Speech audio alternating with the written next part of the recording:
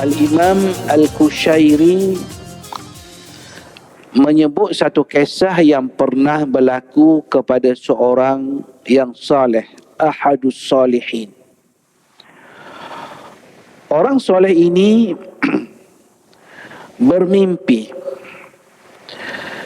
Dalam mimpinya dia bertemu dengan Rasulullah sallallahu alaihi wasallam. Assalamualaikum warahmatullahi wabarakatuh. Alhamdulillah wa bihi nasta'in.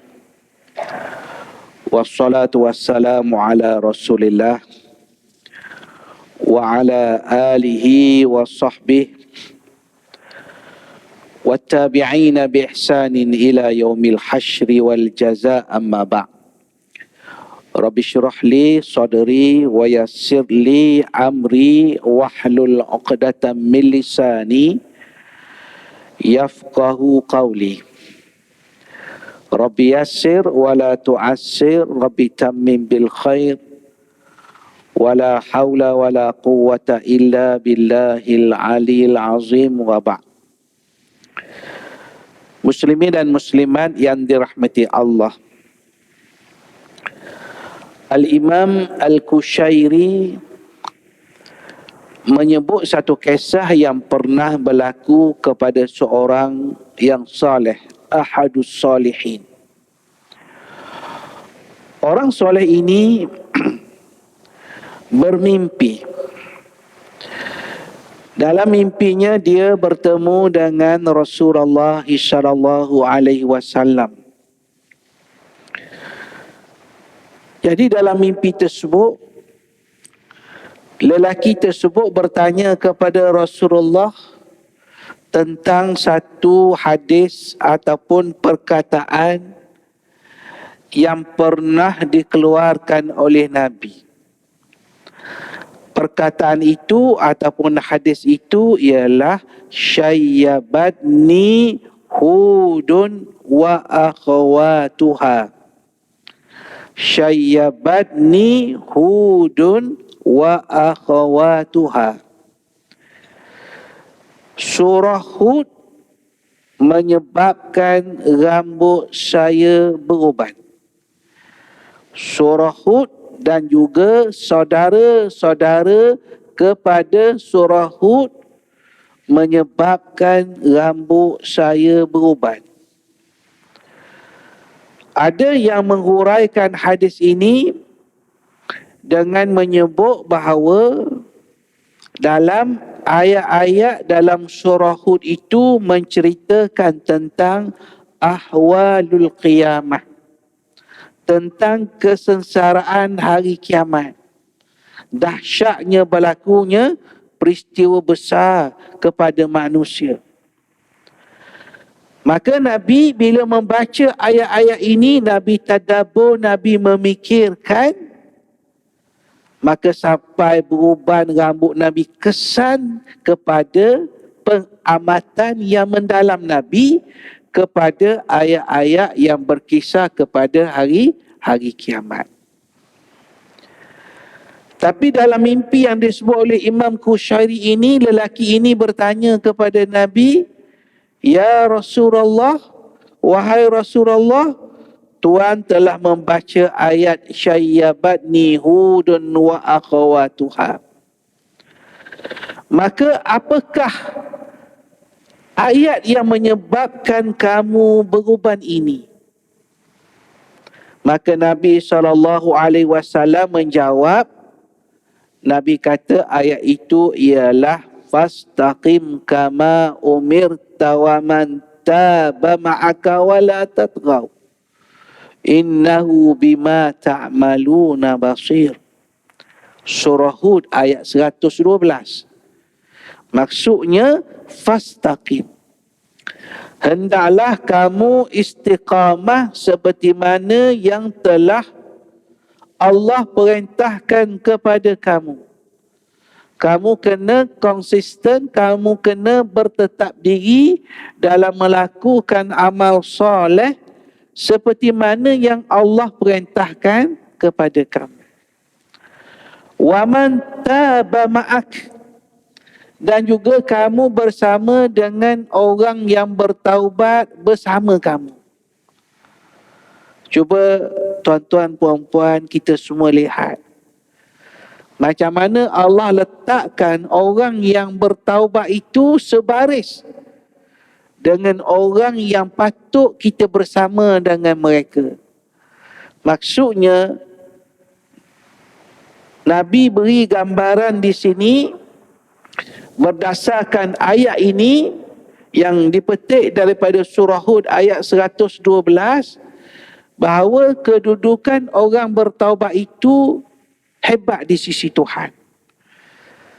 Dia tak hebatnya waktu melakukan maksiat tak bertaubat pada Allah. Memang jauh daripada rahmat Allah, daripada kasih sayang Allah.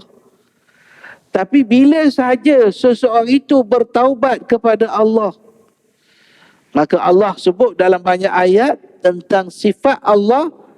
Antaranya Allah Ta'ala sebut, Nabi ibadi anni anal ghafurur rahim. Beritahulah kepada hamba-hambaku, ceritalah kepada hamba-hambaku, anni sesungguhnya saya, ana saya ni, Al-Ghafur, saya ni maha pengampun, saya ni maha penyayang. Maka Allah gabungkan sifatnya Ghafurun Rahimun, sifat pengampun dan penyayang Allah Subhanahu wa ta'ala. Wala tatghaw, dan jangan kamu melampaui batas, kerana Allah melihat apa yang kamu lakukan.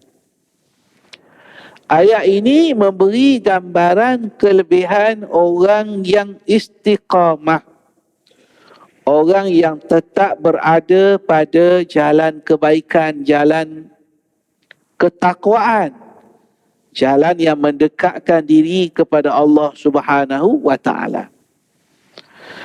Justru itu kita lihat Imam Nawawi ketika menyusun susunan hadis 40 yang popular, yang semua kita baca, yang semua kita belajar, Imam Nawawi letak antara dalam hadis 40 itu satu hadis berkenaan dengan seorang lelaki yang bernama Sufyan bin Abdullah Al-Thaqafi At-Taifi. Seorang lelaki yang namanya Sufyan bin Abdullah Al-Thaqafi At-Taifi yang bertanya kepada Rasulullah SAW satu soalan yang bukanlah pelik, tapi satu soalan yang betul-betul mencabar dari sudut jawapannya. Sufyan ni dia tanya kepada Nabi dengan soalannya berbunyi, Ya Rasulullah, qul li fil islami qawlan la as'alu anhu ahadan ghairak. Ya Rasulullah, ceritakanlah kepada saya tentang Islam, satu ajaran berkenaan dengan Islam yang saya tak perlu tanya orang lain. Apa maksudnya? Maksudnya lelaki ni dia mahu satu jawapan yang ringkas tapi padat daripada Nabi berkenaan dengan Islam. Kalau nak terang Islam itu, mungkin boleh terang rukun Islam, mungkin boleh terang hal-hal berkenaan dengan Islam. Tapi lelaki ini dia dah matikan soalan, dia kata cerita tentang saya satu soalan, satu jawapan pendek tentang Islam yang saya tak perlu tanya orang lain. Susah juga nak jawab tu. Nabi jawablah. Nabi kata, Qul amantu billah thumma istaqim. Kata Rasulullah, kamu sebutlah saya beriman kepada Allah, kemudian kamu istiqamah. Kita boleh baca, kita boleh cari hadis ni yang lebih panjang matanya dalam hadis Arba'in, hadis 40. Ada dua perkara yang Nabi sebut. Yang pertama ialah iman. Itu pastilah. Apa pun dalam hidup kita bermula dengan iman. Yang kedua, Nabi sebut istiqamah. Istiqamah. Dua alif lah ataupun dua ai lah. Iman dengan istiqamah. Ataupun dalam Jawinya, Arabnya, iman dengan istiqamah. Mesti iman, mesti istiqamah. Dan seperti mana yang kita ketahui, apa yang Nabi sampaikan ini sebahagiannya berdasarkan apa yang disebut oleh Al-Quran. Apa yang disebut oleh Al-Quran. Umpamanya Allah Subhanahu wa taala sebut dalam Al-Quran, innal ladzina qalu rabbuna Allah thumma istaqamu tatanazzalu alaihimul malaikatu alla takhafu wa la tahzanu wa abshiru bil jannati allati kuntum tu'adun. Allah Ta'ala sebut sesungguhnya orang-orang yang menyatakan Rabbuna Allah, Tuhan kami ialah Allah. Macam tadilah Nabi kata, hendaklah amantu billah, kamu beriman. Thumma istaqamu, kemudian kamu istiqamah. Sama dengan apa yang Nabi sebut tadi. Iman dengan istiqamah. Cuma Allah Ta'ala tambah dalam ayat ini kesan daripada orang yang beriman, orang yang istiqamah tadi. Apa yang berlaku? Tatanazzalu alaihimul malaikah. Akan turun kepada mereka malaikat. Akan turun kepada mereka malaikat. Alla takhafu wa la tahzanu. Malaikat ini menyatakan jangan kamu rasa takut, jangan kamu rasa duka cita. Sebenarnya tuan-tuan puan-puan yang saya hormati, banyak sungguh sebenarnya dalam Quran ataupun dalam hadis menceritakan kedudukan malaikat itu dalam kehidupan kita. Dalam kehidupan kita. Antara hadis yang masyhur yang selalu kita baca ialah orang yang melakukan infak di awal pagi. Hadis sebut ada doa malaikat. Allahumma a'ti munfiqan khalafa. Ya Allah, ya Tuhanku, berikanlah kepada orang yang berinfak. Allahumma a'ti munfiqan khalafa. Ya Allah, berikanlah kepada orang yang infak itu khalafa. Ada balasannya. Allahumma a'ti mumsikan talafa. Berikanlah kepada orang yang menghalang, orang yang pegang kemas, genggam kemas tangannya untuk tidak berinfak, talafa, kemusnahan. Maksudnya apa tu? Maksudnya ada doa malaikat di awal pagi.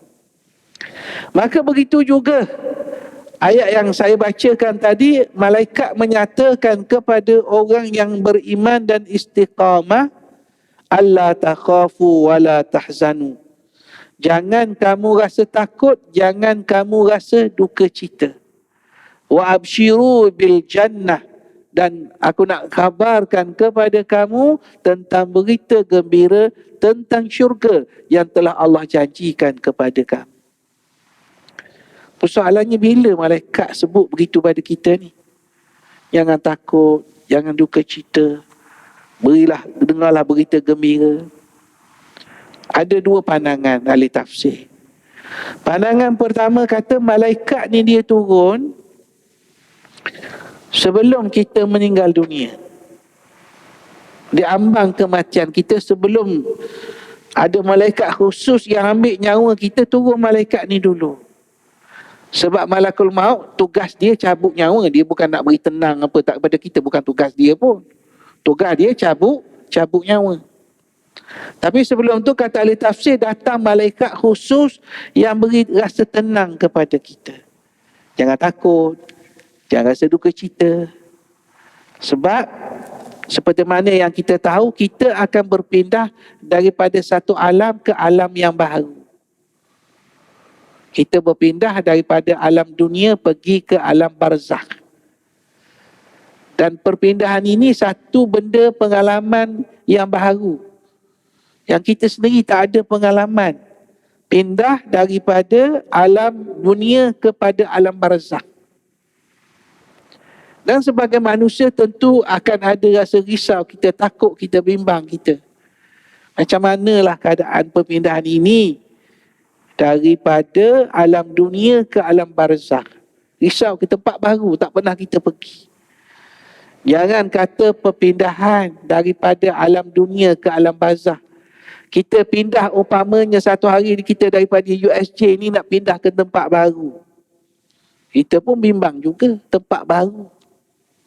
Tempat baru, satu kampung yang jauh daripada tempat kita sebagainya, satu pedalaman, contoh kita pindah satu pedalaman di Sarawak sebagai contoh. Itu kalau dunia pun ada rasa, macam mana nak sesuaikan kehidupan ni. Kita duduk di USJ ni dah 30 tahun, tiba-tiba nak pindah, kita akan fikir macam-macam. Itu baru dunia. Sekarang kita nak pindah daripada alam dunia ke alam barzakh. Maka malaikat sebut, jangan kamu rasa takut, jangan kamu rasa duka cita. Jadi pandangan pertama kata, sebelum nyawa kita diambil. Pandangan kedua menyebut bahawa malaikat beri rasa tenang ini ialah waktu kita dibangkitkan oleh Allah nanti. Bila kita dibangkitkan nanti, kita dibangkitkan daripada kubur nanti, kita akan diletakkan di mahsyar. Waktu itu kita pun rasa bimbang, kita rasa takut. Maka malaikat menyatakan, alla takhafu wa la tahzanu. Jangan kamu rasa takut, jangan kamu rasa duka cita. Maka kelebihan ini perginya kepada orang yang beriman dan orang yang istiqamah. Saya sebut ni sebagai panduan pada saya, pada kita semua. Kita sudah melalui fasa yang penting dalam bulan Ramadan. Kita berada dalam bulan Syawal dan kita akan terus melalui bulan-bulan yang akan berada di hadapan kita. Dan kita nampak pergerakan bulan, masa ini, waktu ini begitu cepat berlalu. Cepat sangat. Maka sudah tentulah bila Allah bagi peluang kepada kita untuk melakukan amal-amal kebaikan, kebajikan sepanjang bulan Ramadan, kita nak bawa amalan-amalan itu berterusan. Kita pun faham, kita pun tahu. Mungkin kita tak mampu buat seperti mana yang kita buat dalam bulan Ramadan. Kita pun akut, kita pun tahu. Tak mungkin kita boleh baca Quran sebanyak macam dalam bulan Ramadan. Contoh. Tapi kita percaya kita boleh melakukan perkara itu secara konsisten. Walaupun tidak banyak, tetapi secara berterusan. Itu yang dimaksudkan dengan istiqamah. Kerana itu para ulama kita, mereka bila nak mudahkan kita macam manalah dalam kehidupan kita ni, orang kata hiduplah secara beristiqamah, istiqamah ni. Sehingga kan Hasan Al-Basri sendiri antara doanya, seorang ahli tasawuf namanya Hasan Al-Basri. Hasan Basri kata, Allahumma anta rabbuna farzuqnal istiqamah. Allahumma anta rabbuna farzuqnal istiqamah. Ya Allah, engkau adalah Tuhan kami, kurniakanlah kepada kami sifat istiqamah. Ada 3 bentuk yang penting bila kita katakan kita perlu istiqamah dalam kehidupan kita. Yang pertama ialah istiqamah ni dari sudut hati kita. Dan perkara ni orang tak akan nampak. Orang tak akan nampak. Istiqamah ni dia daripada hati kita. Tetap ni daripada hati kita. Hati kita. Macam kita doa, Allahumma thabbitni ala dinik. Ya Allah, tetapkanlah saya atas agamamu. Dia tetap ni daripada hati kita. Ini yang disebut sebagai istiqamatul qalbi. Istiqamah dari sudut hati, antaranya ialah kita menjaga akidah kita. Akidah sahihah, akidah salimah, akidah yang sahih, akidah yang sejahtera, di mana kita tidak akan mengharapkan sesuatu melainkan hanya daripada Allah. Kita tidak takut melainkan hanya kepada Allah. Kita tidak bertawakal melainkan hanya kepada Allah. Kita tidak percaya nasib kita, ketentuan masa depan kita melainkan hanya kepada Allah. Justru itu orang mukmin hidupnya hidup yang positif. Hidup yang positif. Karena itu Nabi kata, ajaban li amril mu'min, inna amrahu kullahu khair, in asabathu sarra syakara fakana khairan lah, wa in asabathu dharra sabara fakana khairun lah. Kata Rasulullah, ajaban li amril mu'min, luar biasa urusan orang mukmin. Orang yang betul-betul mukmin lah, orang betul-betul beriman. Urusan mereka, kata Nabi, sangat luar biasa, sangat menakjubkan. Kenapa? Sebab semua urusannya itu padanya adalah baik. Semuanya baik.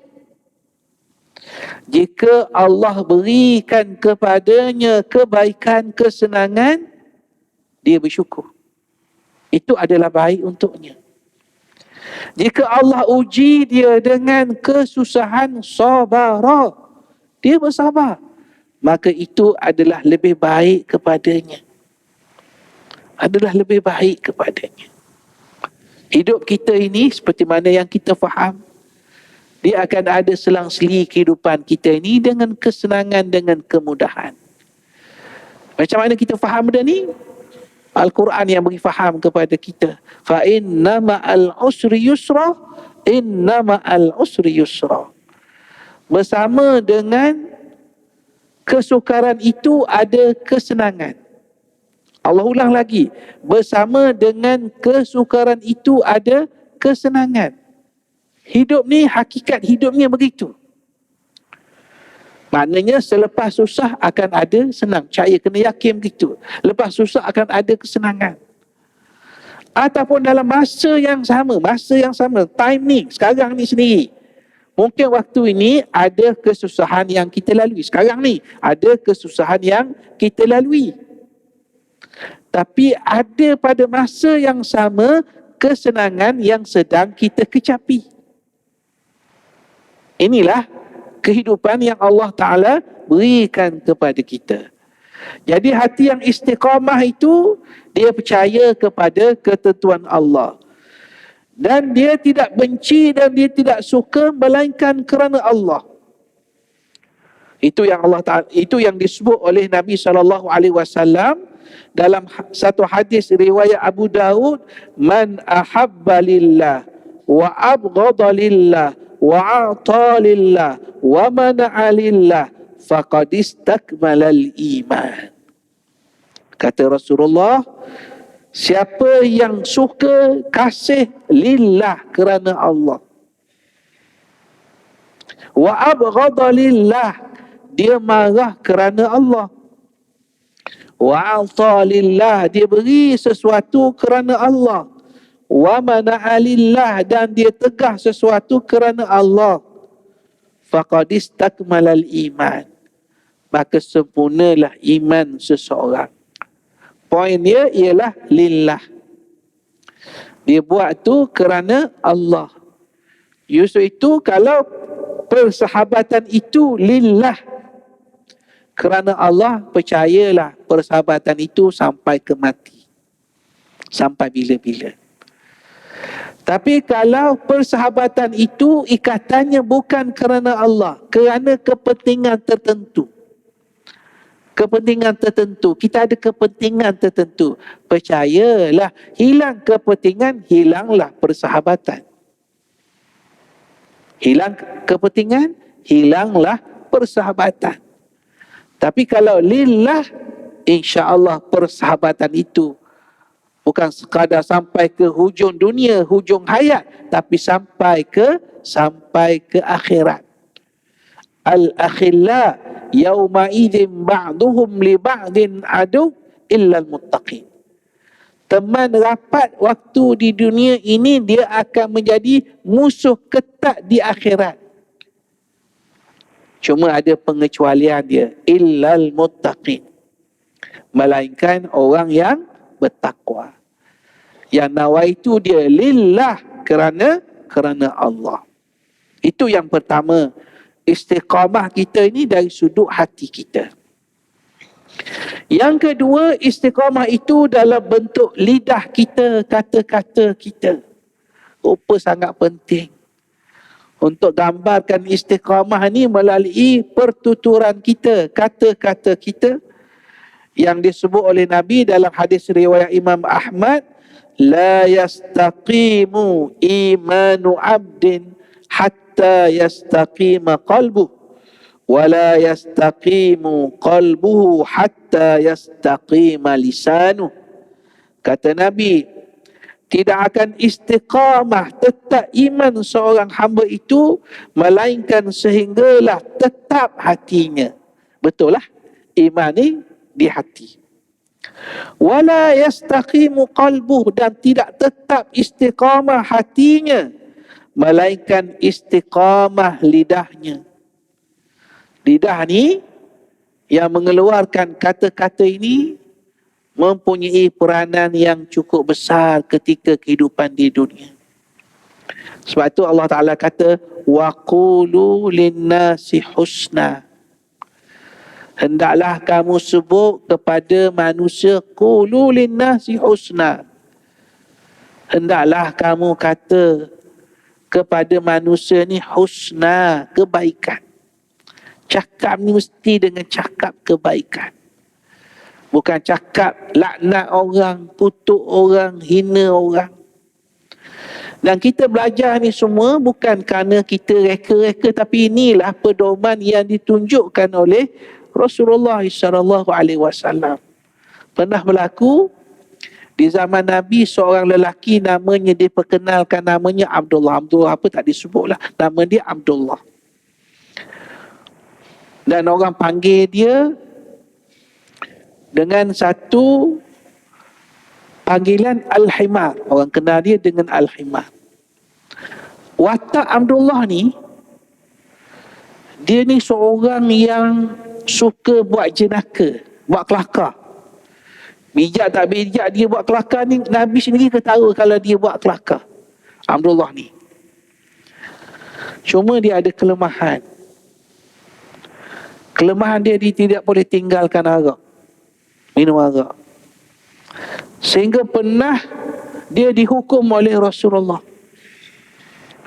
Dihukum oleh Rasulullah. Disebab kerana kesalahan minum arak. Pada satu hari, Abdullah ni buat kesalahan yang sama, minum arak. Dan dibawa di hadapan Nabi. Oh, bawa Abdullah ni untuk dihukum. Jadi ada sahabat yang berbunyi macam ni, dia kata, apalah, kita kutuklah, kita laknatlah dia ni, tak reti-reti. Dah dulu dah minum arak, buat lagi kesalahan yang sama. Bila Nabi dengar saja ada sahabat yang kutuk hina lelaki ini, Nabi kata apa? Tengok tuan-tuan, Nabi kata, la tal'anuhu fa innahu yuhibbullaha wa rasulah. Jangan kamu kutuk dia, jangan kamu laknat dia. Kerana aku tahu dia sangat cintakan Allah dan cintakan Rasulullah. Apa maksudnya? Maksudnya Nabi bezakan orang dengan perbuatan orang tersebut. Perbuatan dia apa? Perbuatan dia minum arak, kena hukum, wajib dihukum, kesalahan. Itu dari sudut perbuatan dia, kena hukumlah kesalahan dia. Tapi tidak menghalalkan bila dia lakukan kesalahan untuk memaki, untuk menghina orang yang melakukan kesalahan. Sebab memang dalam hatinya cinta kepada Allah, cinta kepada Rasulullah itu kuat. Dan selepas berlakunya peristiwa tersebut, tidak ada lagi riwayat yang menyebut bahawa Abdullah ini mengulangi perangai yang sama terlibat dengan Arab. Semua ini nak menggambarkan macam mana Nabi mengajar kepada kita untuk kita ungkapkan kata-kata yang baik. Kata-kata yang baik. Dan hari ini kata-kata yang baik itu bukan sekadar dengan kata-kata dari sudut percakapan hari ini. Medium yang penting juga ialah dari sudut penulisan. Orang boleh menulis. Orang boleh menulis. Sekarang kita boleh menulis, kita boleh bercakap di seluruh dunia tanpa kita ada apa-apa modal. Dengan media sosial kita boleh bercakap, kita boleh rakam video, kita boleh sebarkan di seluruh dunia. Cuba bayangkan, kalau baik, maka tersebarlah kebaikan di seluruh dunia. Tapi kalau sebaliknya fitnah, adu domba yang disebarkan, maka tersebarlah di seluruh dunia kata-kata buruk kita. Yang mungkin kita sudah meninggal dunia. Tapi kata-kata buruk kita, fitnah kita itu masih berterusan, masih disebarkan di seluruh dunia. Wal'iyazubillah. Kita minta perlindungan, minta Allah jauhkan kita daripada sifat tersebut. Jadi ini yang kita sebut sebagai istiqamah dari sudut lisan, dari sudut kata-kata. Dan yang terakhir, istiqamah itu ialah dari sudut tindakan kita, perbuatan kita, ketundukan kita kepada Allah dalam bentuk perbuatan. Kita istiqamah, kita kekalkan perbuatan-perbuatan yang baik itu dalam kehidupan kita. Dan istiqamah dia boleh terjadi juga bila kita as-sabat alal haqi. Kita tetap di atas kebenaran. Kebenaran ni suatu benda yang mahal. Satu benda yang mahal. Kebenaran ni mesti dilaksanakan dan ditegakkan. Mesti. Kerana ianya adalah kebenaran. Pernah satu ketika Rasulullah SAW sebut kepada sahabat, unsur akhaka zaliman au mazluma. Kata Nabi, wahai sahabat, engkau tolonglah saudaramu yang zalim ataupun yang dizalimi. Bantulah saudaramu yang zalim dan yang dizalimi. Sahabat bertanya balik kepada Rasulullah. Dia kata, ya Rasulullah, untuk orang dizalimi kami faham. Macam mana untuk kami bantu mereka yang dizalimi? Yang kami tak faham ialah macam mana kami perlu membantu orang yang zalim.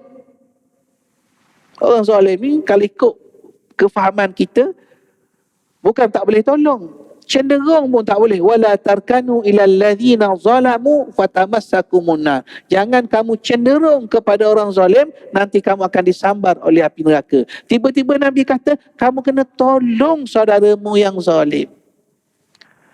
Nabi kata, maksudnya ialah kamu bantu saudaramu yang zalim, ialah maksudnya tamna'hu minaz zulmi. Kamu larang dia daripada melakukan kezaliman. Kamu larang dia.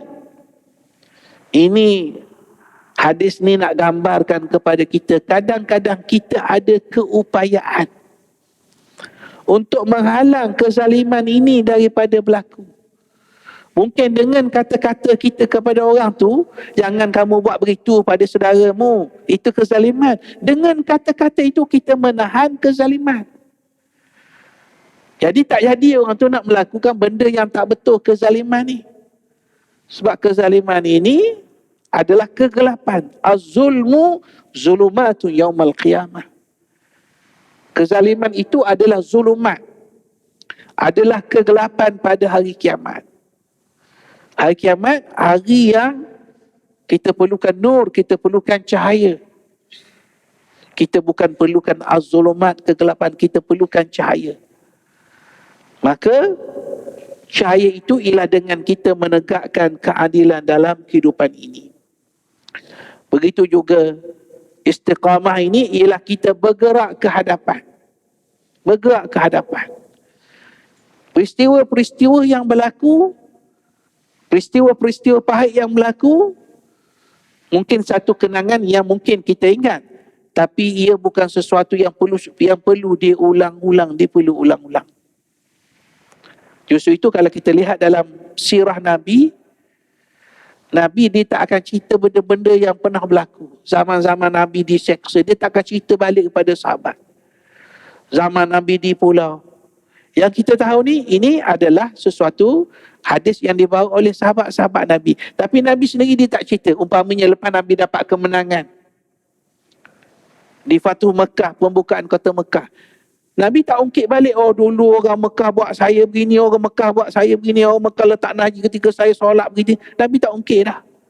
Sebab bagi Nabi itu sesuatu yang sudah berlaku.